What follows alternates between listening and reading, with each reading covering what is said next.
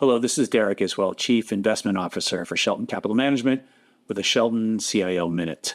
The S&P 500 just completed one of its strongest Novembers in history, with the index up just short of 6%. Only 3 other Novembers in recent market history have been higher for the index. So where does that leave the S&P relative to other parts of the equity markets? Well, measuring markets using the so-called Shiller PE, which averages earnings for the last 10 years in order to smooth out some of the economic cycles, it leaves large cap stocks at the highest relative valuation versus small cap stocks in 25 years. Versus international stocks, it's the same story. And in fact, there's no time in recent market history over the past several decades where international stocks were this cheap versus the US. Right now, U.S. stocks comprise over 70% of the developed equity market by market cap, highest level ever. So are there opportunities here in other parts of the market?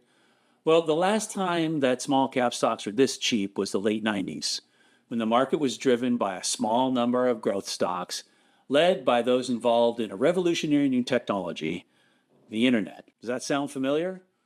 One could easily argue that the Magnificent Seven and artificial intelligence are filling those roles today.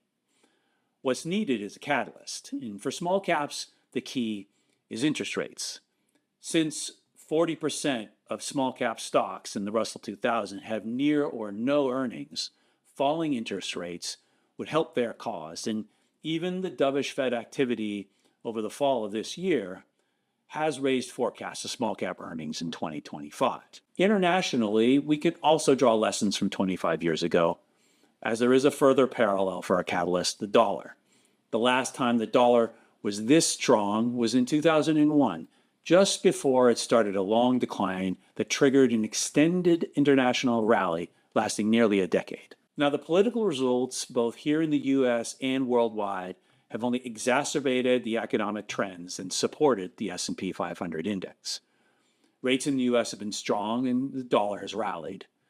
The question going forward is, has the market action of November fully reflected these political changes, and what does the future hold? For further information, please don't hesitate to contact your Shelton Capital representative. This has been a Shelton Capital CIO Minute.